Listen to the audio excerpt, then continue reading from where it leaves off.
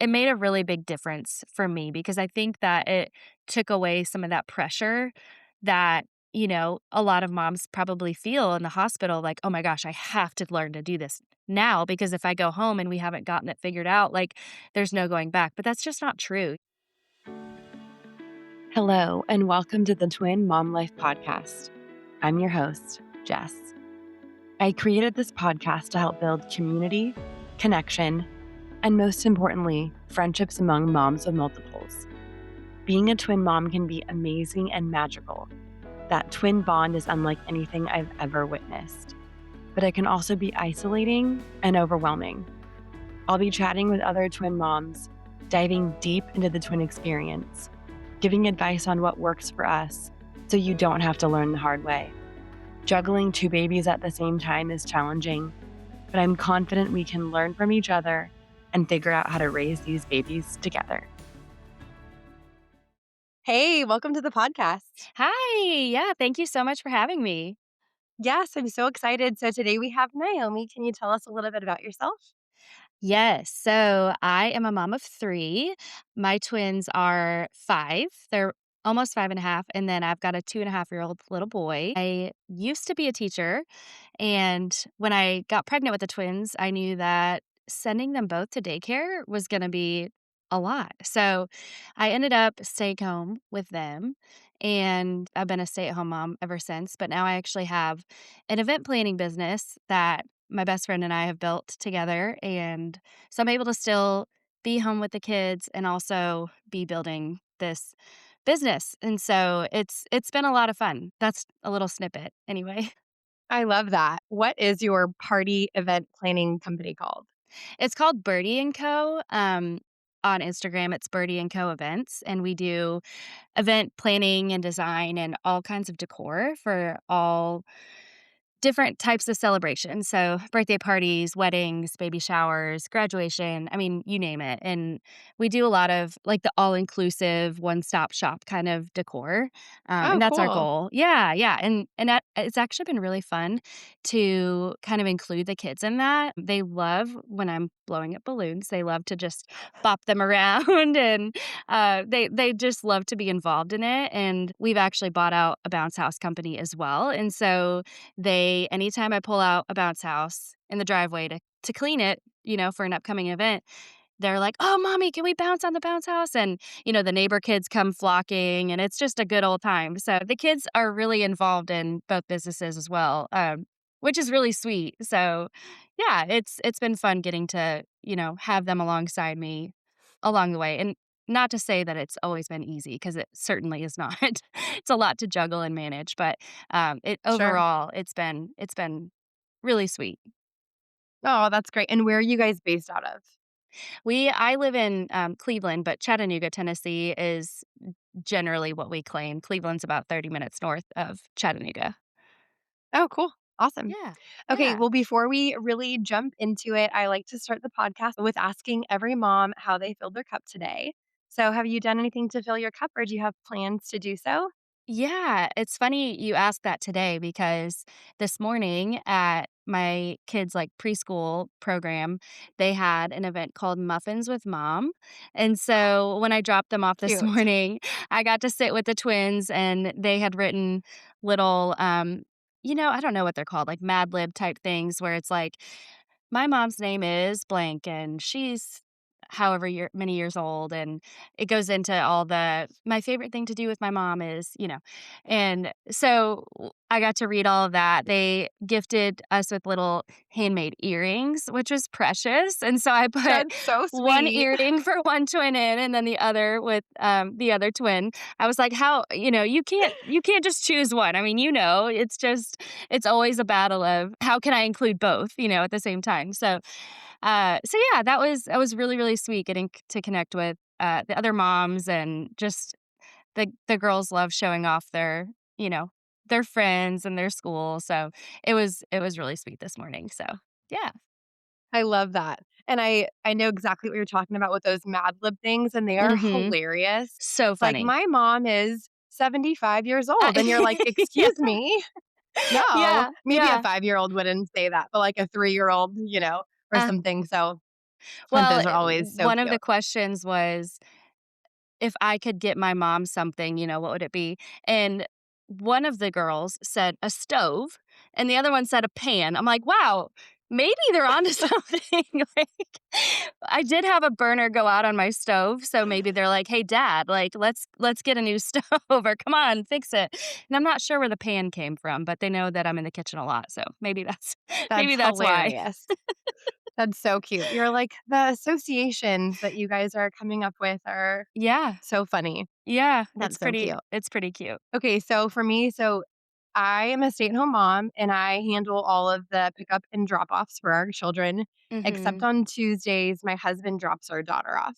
So my Okay. daughter's in kinder, so I normally am up by like 6 or 6:30 getting her ready for school. But on Tuesdays, I'll, like, say hi and then kinda let my husband do it. So he took her to school, and the boys actually slept in. It's always a joke that on Tuesdays, they'll wake up at, like, 6:30, and I'm like, "Oh, Yeah. man, I didn't get, like, a little break." So today, they slept in until 8. It was Oh amazing. I my know. I word. was like, What a gift. "Thank you." Yeah, it was great. So I had my coffee outside and watched the sunrise and, like, put on little Wow. eye masks. It was quite a treat, I will tell you. It It was sounds like it. That Yeah, it was that's really the nice. life. Yeah. That's amazing. I'm so I happy for you. really Thanks, girl. I really enjoyed my peaceful morning. And it's just funny Yeah. because, like I said, they normally, like they know, "Oh, mom's not doing drop off, so, like, let's hang Mhm. out." Yeah. And today they got the memo and they, like, Yeah. slept in. So that Wow. was it was a glorious, calm morning. Yeah. Do they So, still nap? loved that. Okay. Oh gosh, this could be a whole Oh, podcast no. topic. Okay, so they do, but my son Waylon has he has climbed out of his crib before, Mhm. and he is now realizing that he can do it pretty gracefully and Mm. just play in his room. So the past 3 days, he has done that, and then Wyatt is, like, in cahoots, and they're, like, not napping. Oh, And they're only no. 2.5. I feel like they still Yeah. absolutely need a nap because Right. by, I don't know, 5 o'clock, oh man, the drama and the crying in this house is next level because they're tired. Right. Yeah. And so we are currently debating if we are going to try to put them into big boy beds, which just makes me Okay. nervous having Uh-huh. them they're in the same room Mhm. and I'm like, are they gonna nap or are they gonna what are they gonna do? What Yeah. what kind of chaos is gonna happen? Oh, I man. did just order have you seen these like mesh covers for a crib? It I almost looks like have. okay, so we're gonna try that. It Okay. almost looks like a mosquito net, you know? Yes, yes, I actually looked into this when my girls were stealthily climbing out of their cribs. Okay, so did you try that or what I mess didn't, and, it's funny okay, because sorry to kinda take over the story, but when my girls were about that age, they were for about a year, they could easily climb in and out, but they didn't ever try to do it when they were supposed to be, like, napping or sleeping, It was like during playtime, they would do it, and so I just kind of let it ride. I was like, "If it ain't broke, don't fix it." Like, sure. they're, like, trained like little monkeys with their light, like, they don't get up until it's green, and so like, their little sound machine light. So, we waited to put them in a toddler bed until right around 3, and the reason we did it then was because we went to Disney, and they both Oh. slept in a queen bed while we were on vacation, and that was kind of like our trial, and they actually did really well, and because that was like a whole week of that, we got back and we're like, "How do we put them back in a crib after they just slept in a queen bed and really did well with that for a whole week?" And so, we ended up transitioning them to the toddler beds, and then a month later, we found bunk beds that we were like, "You know what? We're just gonna go for it." And so they've been in the bunk beds ever since, and they've done well with it. But that transition, it's so hard to know when the right time is. And, because you're in that season where you're like, "This is gonna be the death of me." Like, these boys need to nap, but they have each other, and they're just they're wild. At least mine were.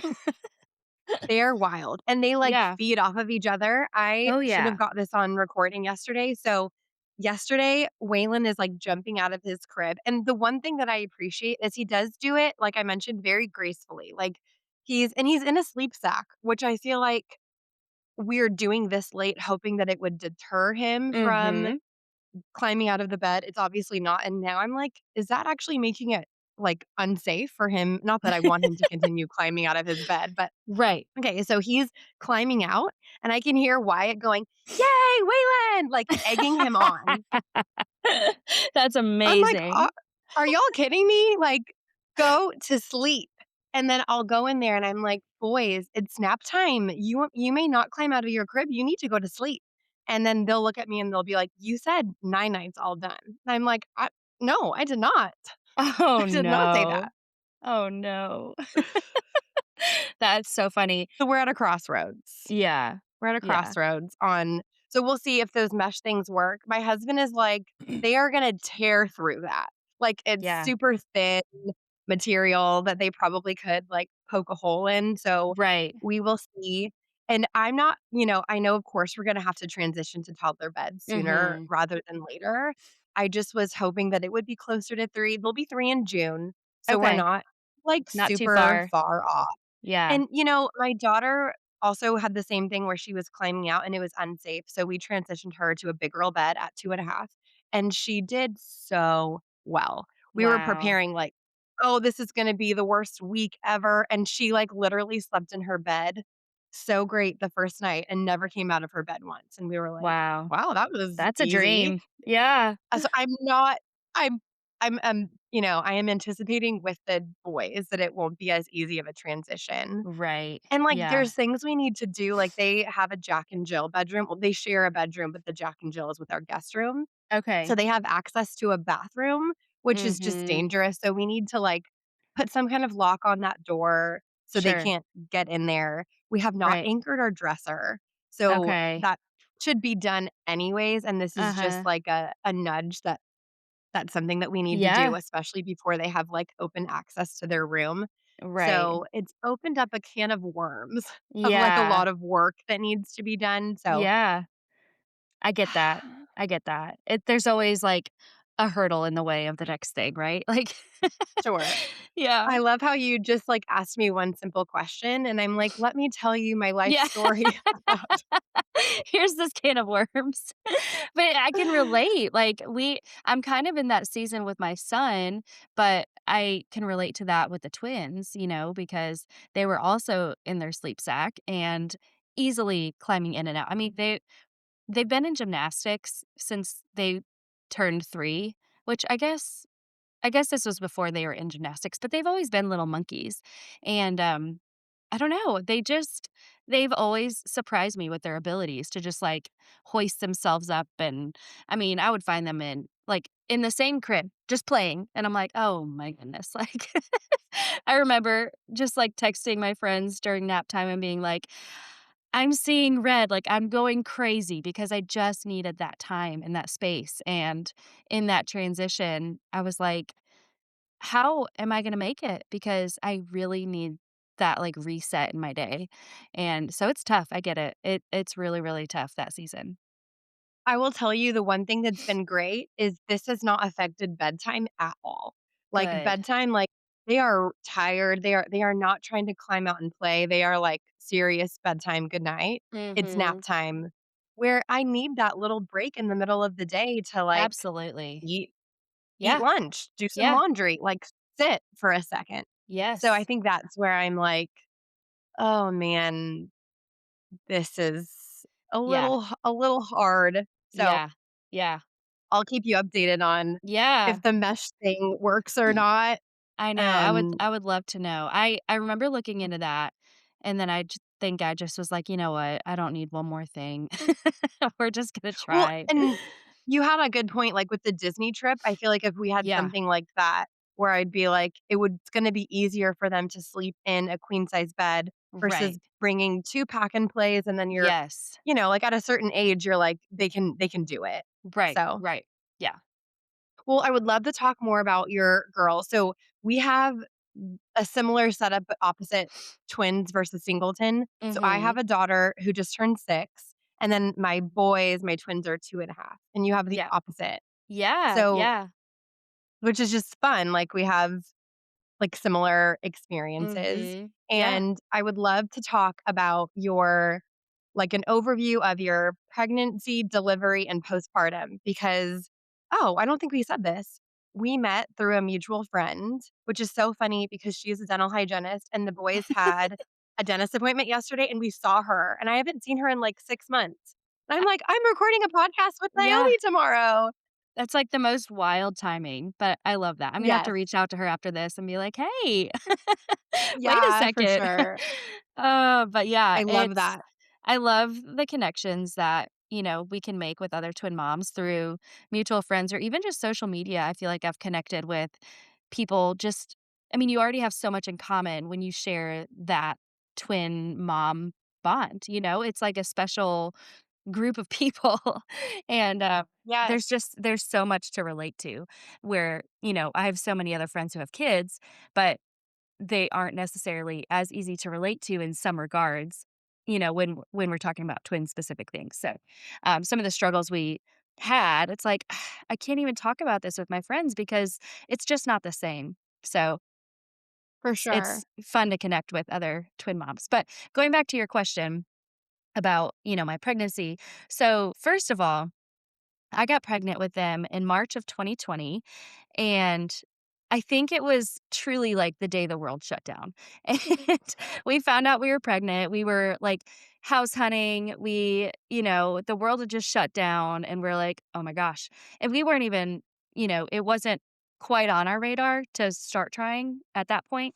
We'd only been married a year, but you know, we're very excited when we found out. And so my first ultrasound was at 8 weeks, and my husband was not allowed in the doctor because it was April of 2020. So Shoot. he was there, but he was out in the car in the parking lot because it was only the patient allowed inside. Oh So my god. I'm in the ultrasound room with the tech, and she's like putting the jelly on, getting warmed up, and they allowed me to FaceTime him.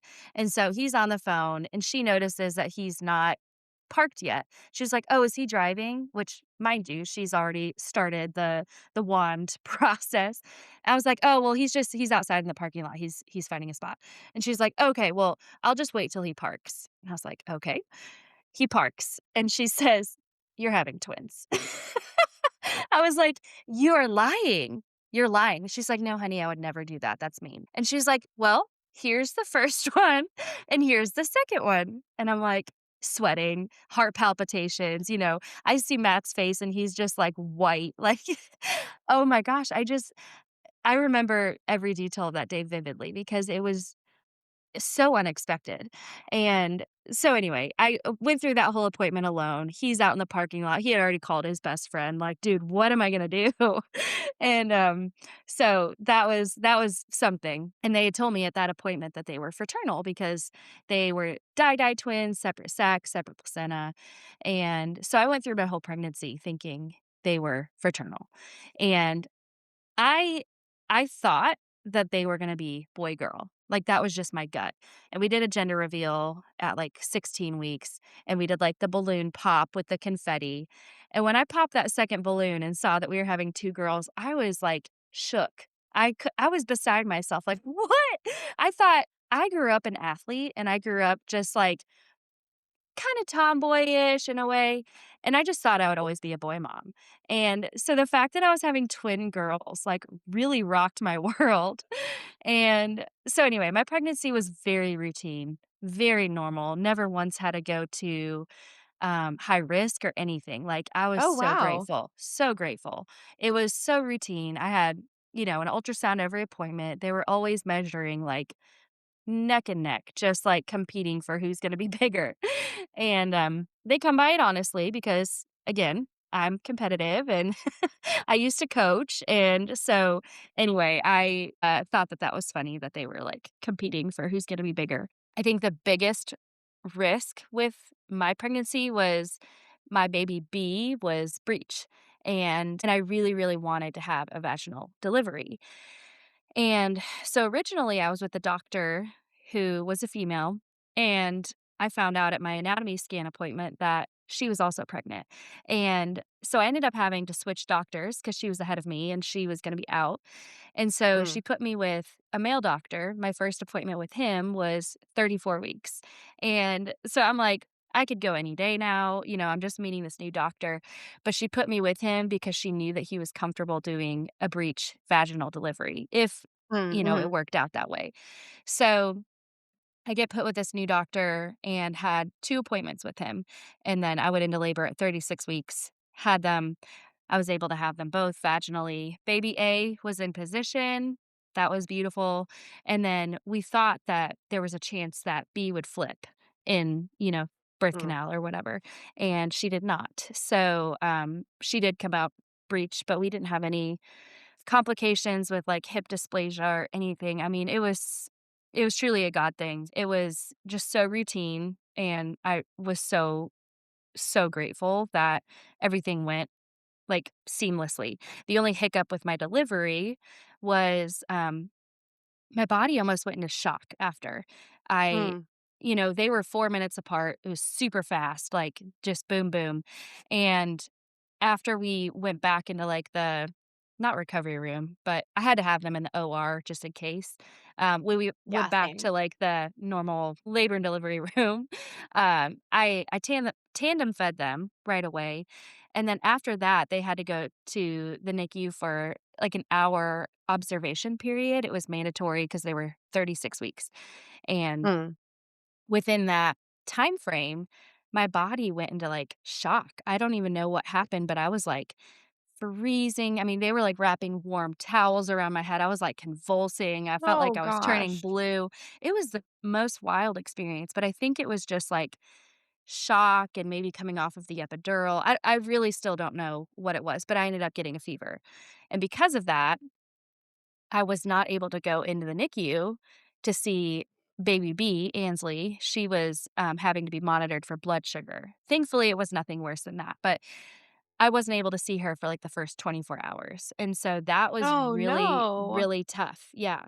So I had Adley, my baby A, in the room, and my husband was kind of bouncing back and forth between the NICU and our room, and so that part was definitely, like, the biggest bummer, but once I was able to get the clearance to go in the NICU and we started doing skin to skin and, having that connection, her numbers, like, almost immediately went back to normal range, and I was like, Hmm. "Wow, it's amazing how much, like, baby needs mama," and it's like our Yeah. bodies are Oh, made that way, so yeah, we were all discharged and able to go home together, which was, again, another blessing, and so yeah, we really had a ideal twin pregnancy, delivery. I mean, truly, like, although there were a couple hiccups, like, overall, it was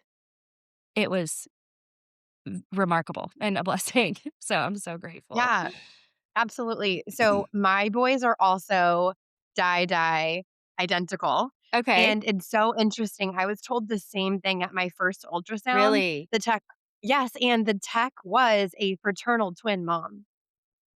And she was like, Wow. "Oh, they're die, they're Yeah. fraternal." And I why would we question that? I was like, "Oh, cool. I don't know anything about twins." And yeah, it was just like so shocking. So when we did our gender results, whatever test we did the gender and also told us that they were identical. And Really?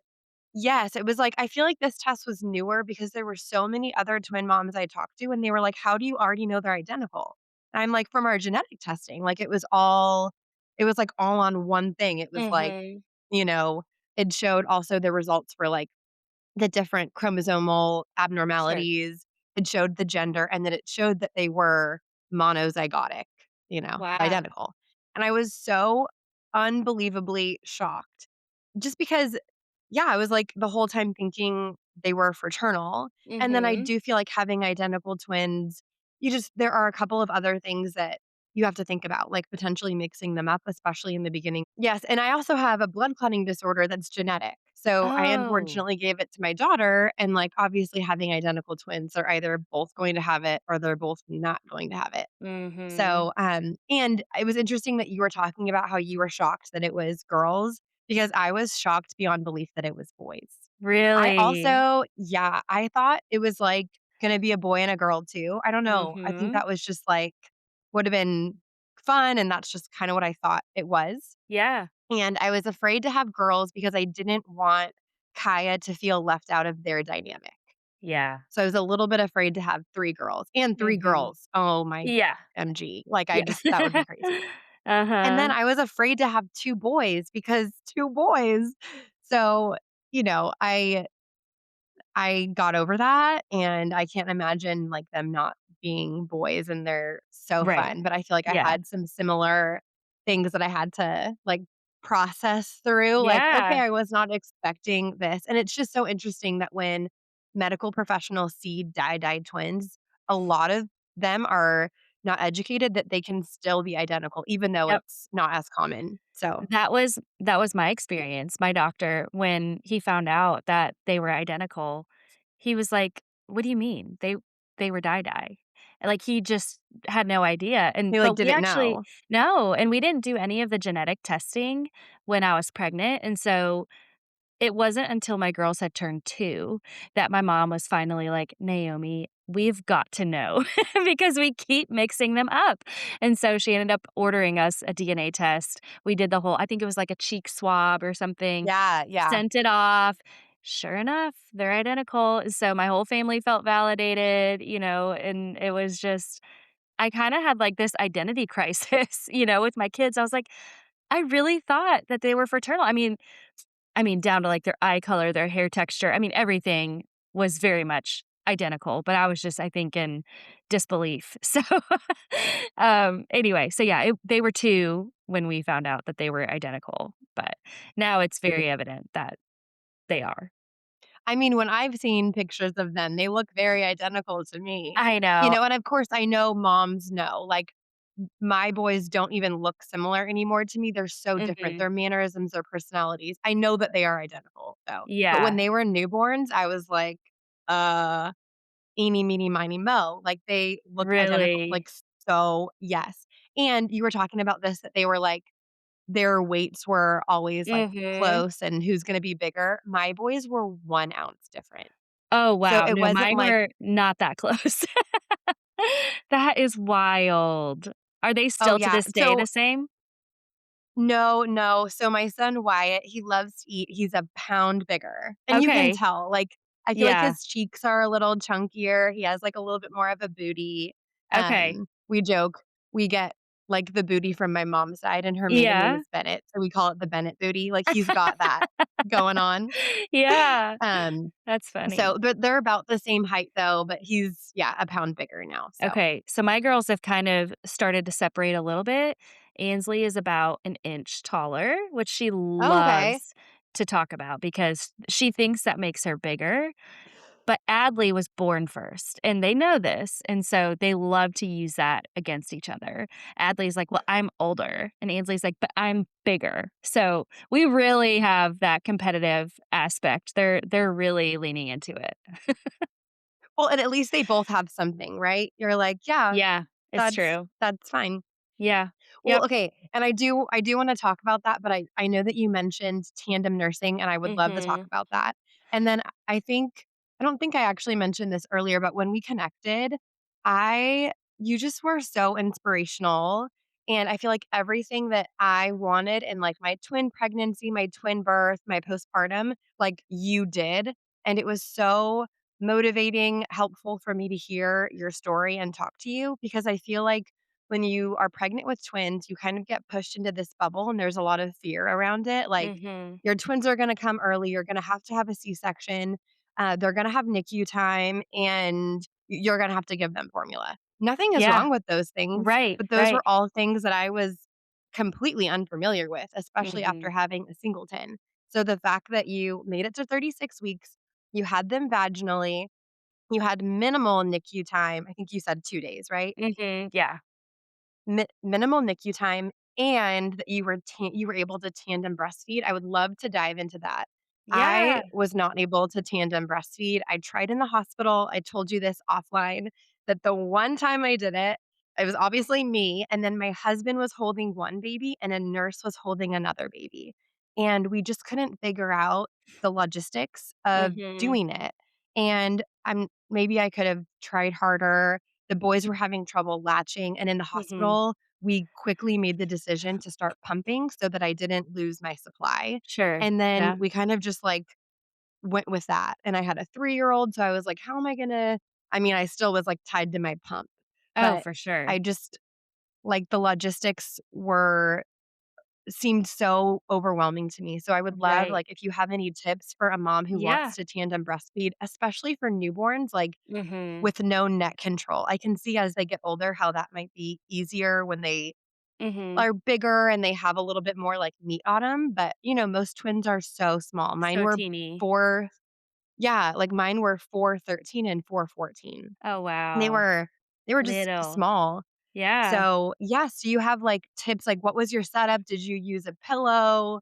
I would love, like, your, some tips for mamas who wanna tandem Yeah, breastfeed. absolutely. Well, first of all, thank you for sharing that. That, like, makes my day that I was able to provide encouragement for you when you are walking through those scary moments because it is scary, and until you connect with somebody who's walked that road and has said, "Hey, this is possible," you're just like there's so much fear around it, and so that Mhm. makes me really happy that my story was able to provide some encouragement. So, thanks for sharing that. That was really sweet. Of Yeah, course. so I like you were talking about, there is so much fear wrapped around it, and my whole pregnancy, I was like, I really hope that I can breastfeed," but I kinda just had the mentality, like, if it doesn't work out, like, that's fine. I'm having twins, this is gonna have to be a lot of milk, like, if we have to do formula, like, we'll do what's best for the kids, like, I'm not gonna be so gung ho. I just I'm just hopeful, I guess, that was kind of my perspective, and so when we did have the blood sugar, they both had low blood sugar right off the bat. One of them was able to stay in the room with us and they just kinda monitored it. The other one did have baby B had a little bit more of observation, I guess, from the NICU. So, because of that, I was pumping in the hospital, and so I felt like my supply right off the bat, like, was pretty good. They both were doing really, really well taking, like, those teeny little bottles, with 25 mLs or whatever. So, Yeah. that was what my goal was. My goal was to, like, pump enough, split them between the 2 little tiny bottles, and then I think we were mixing it with formula. Like, I would or not mixing it. I would give them equal amounts of mLs in the hospital, and then I would, like, cut the difference with formula for the first until Mhm. my milk came in. And then when we got home, we were just very actively monitoring how much they were getting, and so we were bottle feeding right off the bat just because of the blood sugar concern. And so Mhm. once my milk came in and once I had plenty to go around, they very easily started taking in more and we were getting a rhythm. And so from then, I think we did practice latching in the hospital. Obviously lactation came and we did that whole thing, but we just didn't put as much of an emphasis on it in the hospital. And so when I got home is when I really had to kind of figure it out. And I think just kind of the way that I'm shaped, I think was just helpful. Yeah, I think anatomy goes a long way with breastfeeding and how babies can latch, and I think that, when you're not dealing with tongue ties and just Mm. different anatomical struggles, I think that some people it's just easier, and so I think that I just was fortunate enough to have 2 babies that were rock stars, and truthfully, they made it easy on me. Like you were talking about, like, the logistics of tandem feeding. For me, the logistics of pumping and bottle feeding and washing all those parts was, like, such a nightmare. So It for was me, I so was like, much. It was a lot. "It's so much," and so I was just like, "Okay, I if I can do this, this to me is easier." So I did start with the Twinsy, pillow or, It's it's like so that great. the double boppy, which they napped Yeah. well in, we loved that thing. But I think right off the bat, as much as I loved putting them in that, for nursing, I felt like I was like a hunchback. I had to like really Mm, lean over, okay. like basically have my boob in their mouth to get them to like have a really good latch. And so I ended up ordering the My Breast Friend Okay. pillow, and they have like a twin version. And so that one just felt way more sturdy and stable. It was like had more structure to it, and it just kind of like wrapped Yes. around. Especially for, like, newborns, like, with Yes. no neck control. Yeah, I could Right. see that. Yeah. And so, I mean, we ended up doing like a football hold every time. I would plop one on my left side, one on my right side, and I would put them on the pillow, make sure they're in the right position. I would get one latched on, and then I would get the other, and it I didn't start by tandem feeding, I'll say that. I started when my mom came and was with us for the first week or 2 after we came home. That's like the time that I really started focusing on, okay, I'm gonna work on each of them as individuals and try to get a good latch down. And then once I feel confident enough with that, like we'll try to tandem. So it was like very much, a phase. Like each day was like, okay, like we're doing really well with Adley. Like let's try Ansley. And I would even kind of like alternate, like, okay, well, the 12 o'clock feed, I worked with Ansley. So the 3 o'clock feed, I'll work with Adley. And I don't even remember all the details, but I know that I focused in on each of them individually, getting that good latch and practicing before we went to tandem feeding, but we really only did individual for a couple days. As they got older, like 6 months or so, I was able to just kinda, like, lean back on the couch and Sure. prop them up. But if we were out in public, I would just do one at a time. I'm not gonna, like, get myself naked to tandem feed them, like, that wasn't my goal. So, if we were, like, out at a restaurant, I just would do one at a time, and we did that. And how long did you breastfeed them? Yeah, good question. It was between 16 and 17 months, and I feel like That's at that point, amazing. yeah, they like I said, they made it as long as they did because of how easy they made it for me, and, I I was thankful for, like, each month that we made it. I was like, "Wow, okay, this is great, like, we're saving so much money not having to pay for formula." So Sure. that was really, really helpful, but yeah, I mean, at the end, I was like, "They've gotta be getting, like, dribbles." Like, there's there's no way there's a lot coming out, but, and, when they were over a year old, they would, like, hop on and, like, suckle for a second and, like, roll off and then, like, go run off. I'm like, "Okay, like, I think we're good. Like, you girls Yeah. can drink your whole milk, we're good." So, yeah, it honestly, it was a really good positive experience for us, and with the tandem feeding, I had an app that I used to, like, remember who was on which side last because Mm, I felt like I did have an overproducing side. I felt like my left side always made just, like, a little bit more, and I think that's common.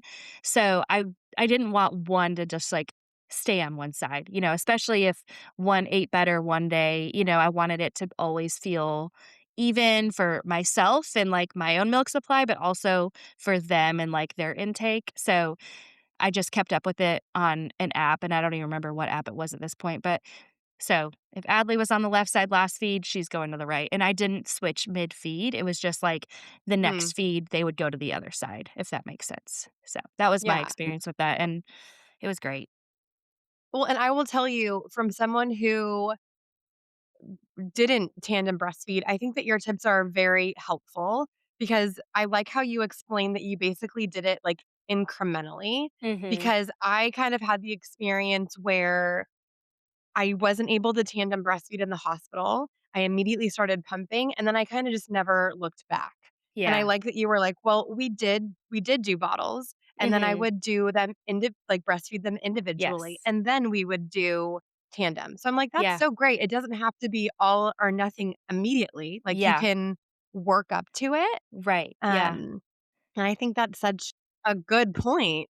Yeah, it made a really big difference for me because I think that it took away some of that pressure that, a lot of moms probably feel in the hospital like, "Oh my gosh, I have to learn to do this now because if I go home and we haven't gotten it figured out, like there's no going back." But that's just not true. We probably didn't have a good system down until they were like 2 weeks old. And so, just because you don't do it the first couple days doesn't mean it's a total loss. And, Sure. the babies can learn, they're babies, they're learning how to do everything. So, I think it's okay to work your way up to that and figure out your rhythm as you're figuring out life with newborn twins. Well, and I think it's a good point. Like, I don't think I've ever talked about this actually, but when my sons were maybe 6 months old, my husband's a musician and he doesn't really tour anymore. It's like occasionally he'll have like a weekend show, but he's normally gone for like 3 days max. Well, when the boys were 6 months old, he was gone for 2 weeks. It Oh was my word. insane. So I was trying to manage pumping. I pumped at that point at 6 months, I was probably pumping maybe every, like, 3 to 4 hours, where in the beginning, it was, like, every 2.5 hours I was trying to pump. And there were some times during that point where I would directly breastfeed Wyatt. He was able to latch. He was actually interested. Waylon was like, "Give me the bottle, lady. Like, that's Yeah. what I've been doing. Yeah. Like, what is this?" So he was Uh-huh. not interested, but there were a couple of times during that season or, that 2-week period that I did directly breastfeed Wyatt because it was literally easier. Like, Yeah. I'm trying to manage you know, my toddler and the other baby and pumping and the dishes and, it was just It's so very much. chaotic, Yeah. and I love that I have that experience with Wyatt because I feel like there were some things I feel like as a twin mom that you have to, like, mourn a little bit, and Yeah. being a twin mom is amazing. I'm so thankful, but there were some things that I just didn't have the same Mhm. like, I didn't have the same experience. Like, I breastfed my daughter for, like, 15 months. It was Yeah. a little bit hard in the beginning. I had, like, mastitis, she had some tongue tie issues, and then once Yeah. we were able to get that solved, it was, like, a beautiful relationship, and I loved it. So I was Mhm. kind of sad that I wasn't able to do that with the boys, so I feel like I probably have breastfed Wyatt, like, 10 times. It's Yeah. minimal, but I'm glad that I have those, like, little memories and that we were Yeah. able to do that, because I feel like, obviously, there's more of a connection when you are cuddling and Mhm. breastfeeding than, like, cuddling and holding a bottle. I still tried to have those, like, Yeah, those sweet snuggles. the sweet yes, exactly. The other thing that I wanted to say is I feel like you brought up such a good point with the twinsy pillow versus the more Mm. structured breast friend pillow. I didn't Mhm. know they had a twin version. They do, So, and it was a game changer for me. yeah, like, I obviously didn't have my breast friend pillow Mhm. because I didn't breastfeed them, but I had the twin Z pillow, which was amazing for bottle feeding, like, just Yes. propping them up. It was super great, but it is, like, a very soft and squishy pillow. So Very much when you have a so. new Yeah, which is great for depending on what you're Mhm. doing, like, different needs. Like, I loved it for feeding them. I loved them for, like, propping them up and having playtime. Like, that was Yeah. so great. But when they're newborns and you need a little bit more structure, I could see how that Mhm. could be, like, beneficial. So Yeah. I thought all your tips were really helpful. Oh, well, thank you. I have a bad back, and so that, like, hunched over Mm. position isn't ideal for me, and it was just, like, giving me a lot of back pain, so that was one of the reasons I was like, "I need to find something else that will work better." So that worked well for me, but I know a lot of people who have breastfed twins with the Twinsy and have, like, raved about it. So I think it depends on what works best for you, but for me, that was that was ideal for me. And going back to what you said, you said, there's some things that you kind of have to mourn, with twins, and I literally this morning was talking to some moms about, like, having another baby, and my husband will always say, "Oh, it depends on who you ask." Because 'cause I'm like, I really loved, like, being pregnant, and I love the newborn phase, but I've been saying, I would love another baby, but I don't really want another kid because right now, the season we're in is so exhausting and it's demanding and they're wild and they're so high energy. They bring so much joy, but that comes with, a lot of exhaustion. I was telling them, like, that's how I feel because I almost feel like I got robbed of the twins like that sweet newborn phase. Like it was not the same experience with them as it was with my son who came 3 years later. And I'm so grateful that I had both experiences, but with my son, I I had to cut him off after he turned 2 from nursing because I was like, "All right, boy, we are done. Like, we have made it. Like, you're done."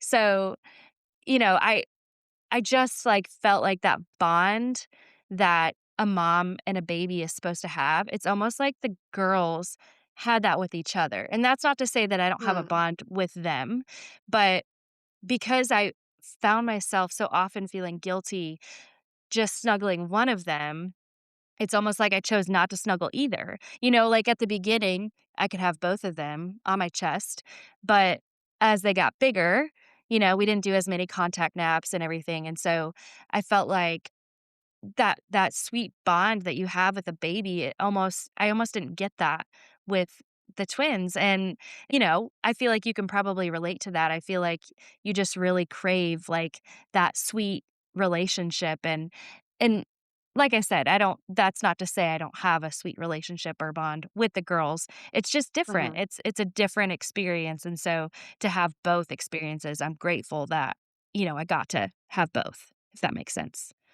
Yeah, I agree. I am so glad that I got to experience a singleton and having twins. They are both so special and so different. And I feel like, it's not like my experience with my singleton was perfect anyways, but Mhm. I just see what you mean, and having twins, I feel like there's a little bit more of, a survival aspect, like, Mhm. when we were feeding them, it was like, "This is a task that needs to get done." Right. I agree. It's like this is what we do. Like, here you are on my left, here you are on my right. Let's do this. It's not a cozy experience. Like, here, get your milk and be done because that's just what we had to do. But you're right. It is survival. Mhm. Yeah. I'm like, "Gotta take a moment for that one." Uh, Okay, so earlier you were mentioning that your girls are getting competitive. I'd love to talk about that a little bit more and how you're handling that now that your girls are 5. Yeah. So this is something that's probably harder for me to talk about because I don't know what I'm doing. I'm just like, I feel like I'm still in No one knows survival what they're mode. doing. I mean, I just don't know how to handle it, because I feel like if I have one of them individually, it's like they're an entirely different kid.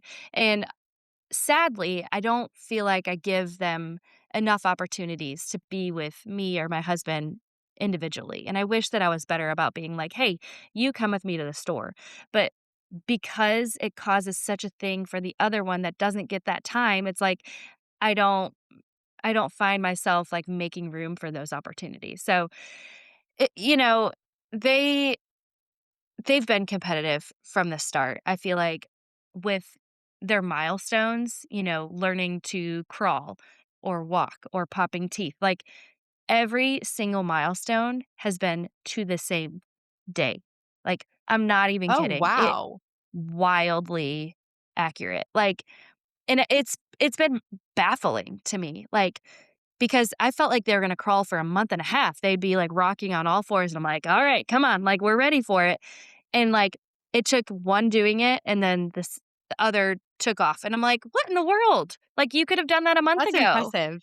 It was but that's how it's been their entire life, and so I I think that honestly, I've had friends be like, "Oh, they seem like they're advanced," and I'm like, "Honestly, I think it's because they see each other, and they're like, 'Oh, well, if she can do that, I can do that.'" And they push each other, and in turn, like, that helps them succeed in a lot of areas, and that's not to say, like, academically they're way advanced or anything, but they're pretty, like, agile and athletic, and so they catch on to active things fairly quickly, and they're very brave. They were, like, jumping off the diving board at 3 years old, swimming to the bottom of a 9-foot pool.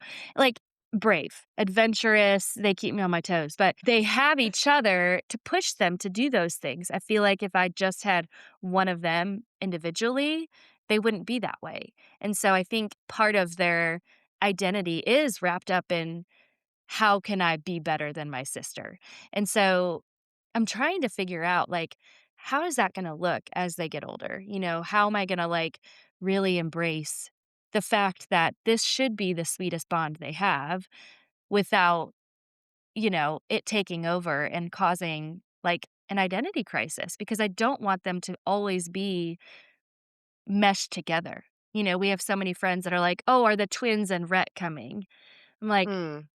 and it's hard for me to be like because I do the same thing. I lump them together too, and it's just easier and sometimes it just rolls off the tongue, but I'm trying to, like, really lean into their individuality and, so okay, the last 2 years, they've been in a little pre-K class, and they've been in the same class, and I felt like it's been really good, but because we have so many I say issues. It's not like an issue, but because they are together all the time, they don't ever get a break from each other. They're always in the same thing, like always competing against each other. I thought this will be a good trial year before kindergarten. We'll separate them and I feel like it's been really really good. And it's been really sweet to see them developing like their own friendships and so we'll see one of their friends in the hallway and they'll be like, "Hi, Adley," but it's really Ansley. And I'm like, "Oh no, here we go. Like this is gonna Oh. have to be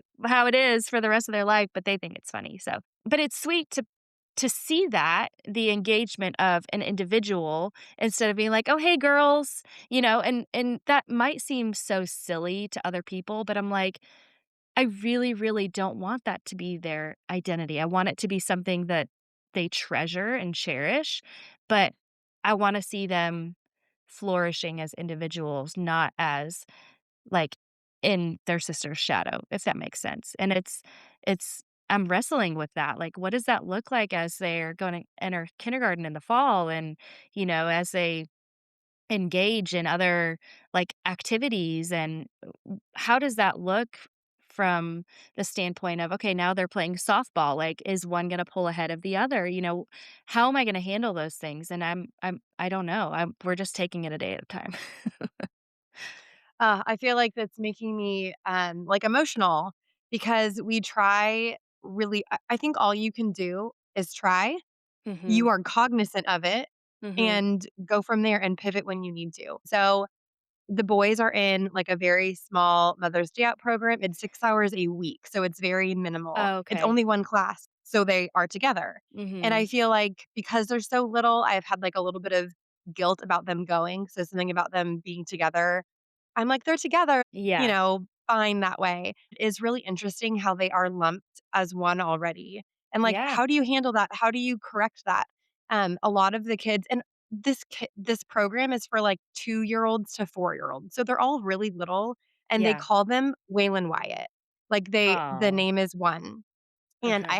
this is making me think a lot about, one of my first podcasts. I had one of my friends, Maya. So she is a twin mom and she is a twin.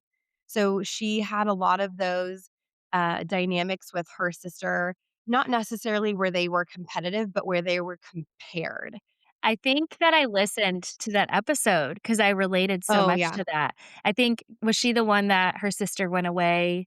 And yeah, okay, so I listened to that Mhm. episode and I Yes. was like, "Wow, yeah, I don't want this to be a grieving process for when one moves on," Like, this is something that we really need to, be careful of as they get older because I don't want it to be their identity.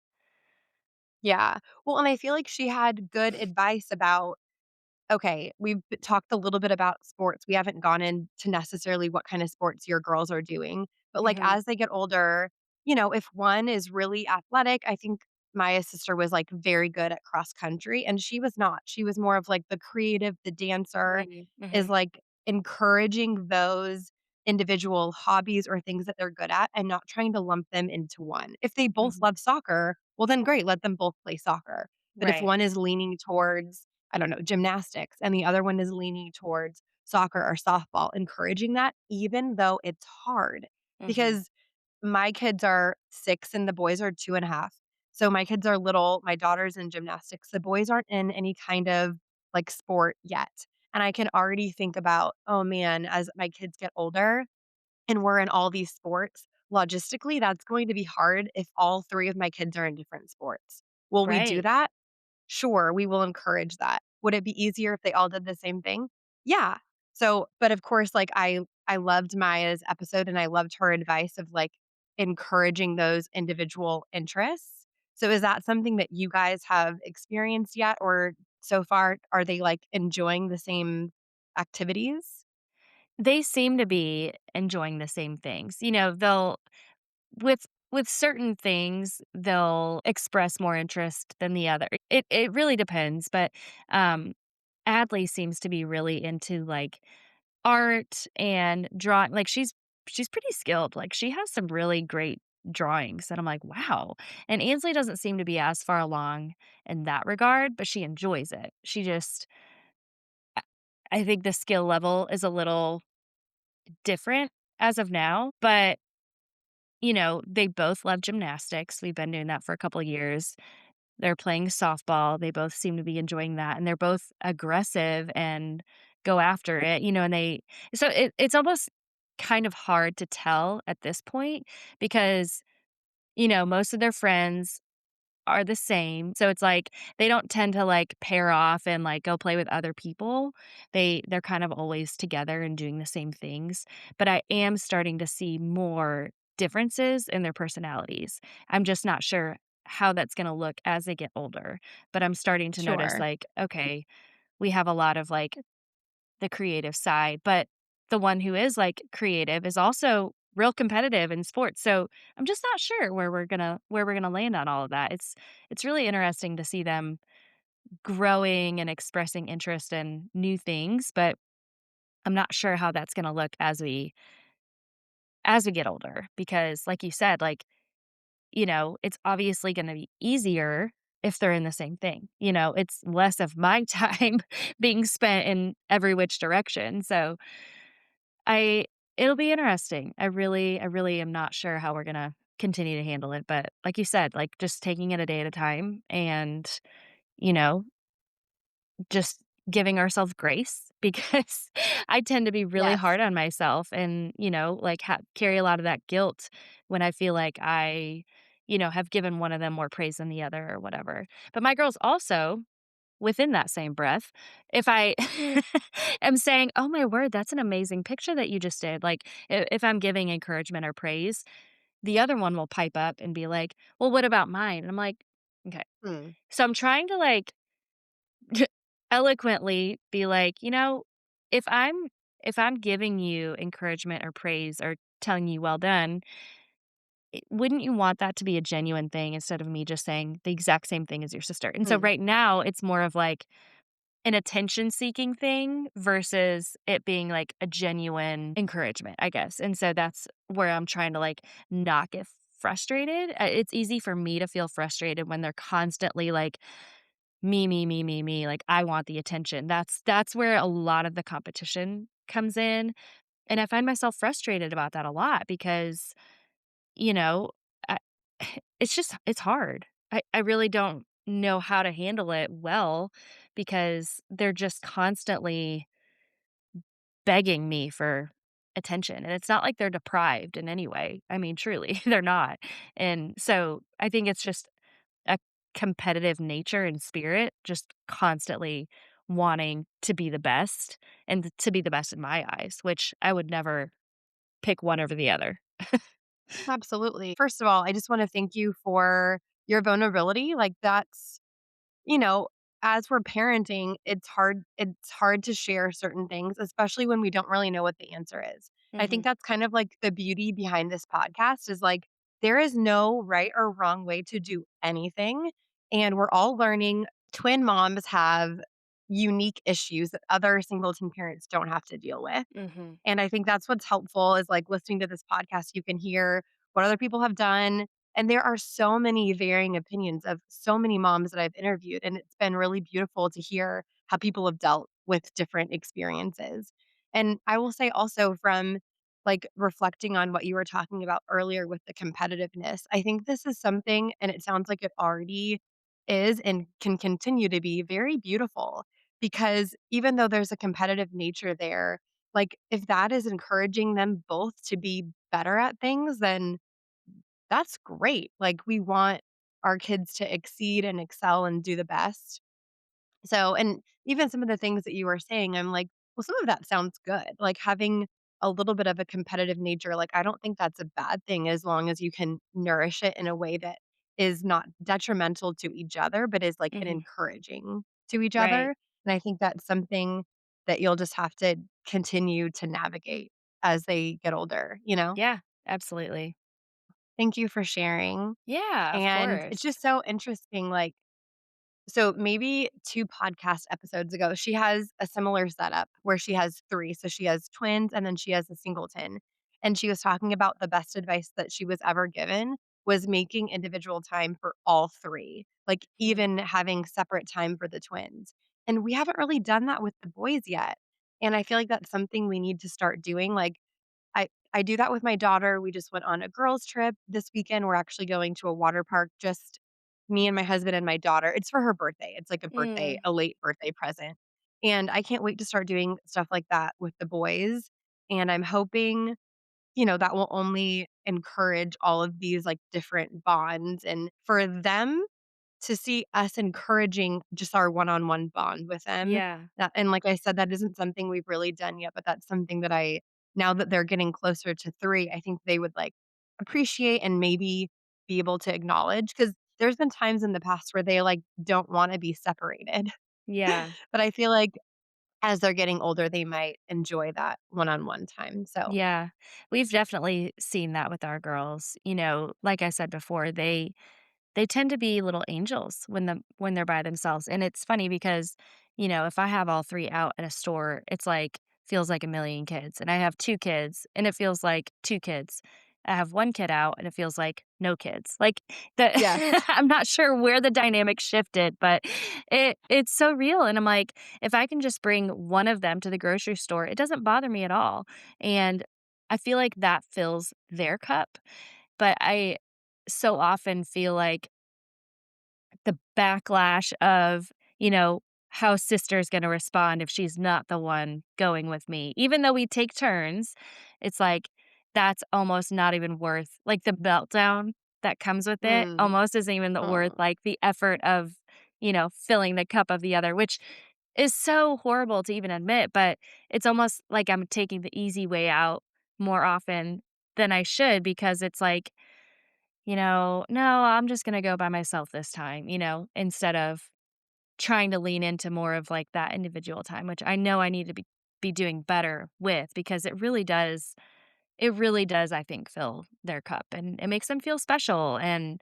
even if it might be a little inconvenient, like, it matters, and I think that really helps to nourish, like, that bond, like I was talking about how I felt a little bit robbed of. I think that continues to, like, support that, and so it's kind of a good reminder for me to be, like, leaning into that more. Well, and one thing that my neighbor had brought up a while ago that I think is good advice, and I haven't implemented it yet, and I would like to, is they have 4 kids. They don't have twins, but they have 4 children, and they have a schedule where every Wednesday a parent takes 1 kid out. So they switch. One Wednesday it's the Mm. mom, the next Wednesday it's the dad, and they just go through the kids. So, you know, everyone knows when their turn is and everyone gets a turn that month, and I was like, "That is such a cool idea and a way to implement something that is consistent," and they just do something super simple, like, "Do you wanna go get ice cream after school, just me and you? Do you wanna go to a smoothie shop? Do you wanna go" I don't know, it doesn't have to be this, like, grand thing, it can be something so little as, like, getting a scoop of ice cream one-on-one. So I'm like, we need to implement that schedule and start doing that. So I thought that was cool. And then it's just like worked into your week? Yeah, I love that advice, and I think that it goes a long way with the kids. Those are the things that they're gonna remember, like those special memories that you can make together. Mhm. Well, and one thing that I ask every twin mom is if you could have a heart to heart with another twin mom or give her a piece of advice, what would you say? That is a really good question. I feel like in the season of babies, I felt like one thing I really kind of prided myself on was, like, the schedule that we, implemented. From early on, I was like, "This is a non-negotiable." Like, we are getting them on the same schedule because I am not willing to wake up a million times a night. Like, if one wakes up to wanna eat in the middle of the night, I'm gonna wake up the other because that means that we'll all get the same stretch of sleep, and there was one day at home where their nap schedules were just, like, flip-flopped, and I was like, Ugh, "I didn't get a so second to hard. myself," and so after Mhm. that day, I was like, "Absolutely not. I'm going to get them on a schedule," and I think that most twin moms probably do that anyway, but that was, like, the best thing for me, and even to this day, like, Sunday, we were on our way back from Dollywood, an amusement park, and the girls were just exhausted, and I'm talking within the same minute, like 30 minutes down the road, they fell asleep within the same minute, like, even those things still baffle me, I'm like, "How are they so closely wired to, like, fall asleep at the same time?" But it just cracks me up, like, that's how, like, together they were with the schedule, and I feel like it's been a huge benefit to us, even with our son, like, he just kind of by nature, you know, stepped into our schedule. I didn't even really try to sleep train him, and he just kind of did it because we had our routine, and I think that routine goes a super long way. So, that's not really advice for me in this current season, but, like, for a new mom, that was, like, huge for me. Yeah. No, I think that is so important. And like, I just feel like kids' brains work well with the routine. Our brains Mhm. work well with the routine. It's nice to have a schedule that has like some flexibility. With Yes. Kaya, I tried to do a schedule where it was like 9 o'clock nap. And if it was like 9:01, I'd be like, oh my God, I'm freaking out. Like, we're a minute late. And with the boys, I'm like, we have a schedule. Everyone knows what's coming within like 30 minutes. Mhm. And that Yeah. felt so good to have a structured day with just, like, a little bit of flexibility. So I think and it's so Absolutely. huge, like, for twin moms, like you said, if your twins aren't napping at the same time, if they're not eating at the same time, well, girl, you're not gonna get a break. None. Yeah, and I love what you said about just, like, being flexible. It's not about being rigid, like, we have a Yeah, yeah. window of opportunity, and sometime in that window, it's gonna be nap time, and that's how we were as well, like, we followed taking care of babies, and it was the best thing that we did for our family, and now I know people who follow other programs that are more rigid, and they swear by it, but for us, this is what worked really well, and, I'm thankful that we were so diligent with that, but again, flexible, we Mhm. didn't, like, debunk our whole life because we went out to dinner and, stayed up past bedtime, like, it was fine, Sure. we made up for it the next day. Yeah.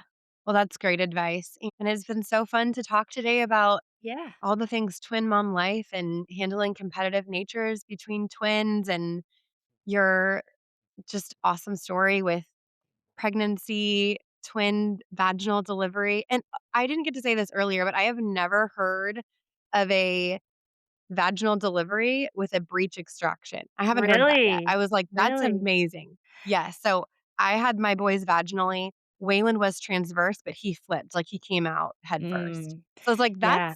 That's cool. That's really Yeah. cool."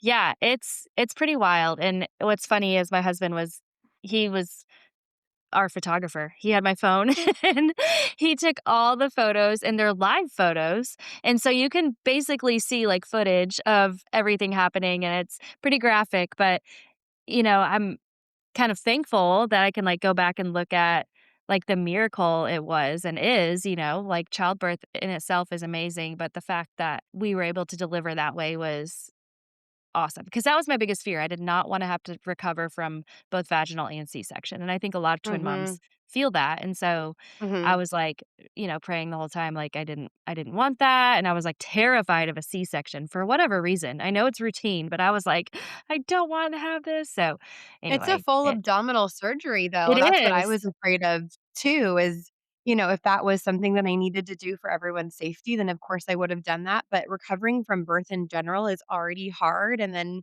your body is sore, you're learning how to breastfeed, that is Yeah. sore. And then having, a full abdominal surgery, that recovery did scare me. So Yeah. I understand that for Absolutely. sure. Yeah. Oh, well, we could just I'm like, everyone that I talk to, I'm like, "We need to do a second episode I in know. a couple months or, like, next year, do a recap because we could just talk about this forever." So, I We really could. appreciate your time today, and thank you so much for coming on the podcast. Yeah, thank you so much for having me. This has been, like, the highlight of my day. It's so easy to talk about twins, and just connecting with other twin moms is always a blessing. So thank you so much. It's been fun. Thank you for taking the time out of your busy twin mom life to listen along. I hope this podcast shed some light on a topic that's been on your heart and gave you more confidence as a twin mama. If you know a twin mom, please send this her way. If you like what you heard today, please subscribe to the podcast and leave a review. Check out the show notes to be connected with today's guest and get discount codes for brands I love. See you next Thursday. Until then, you were made for this.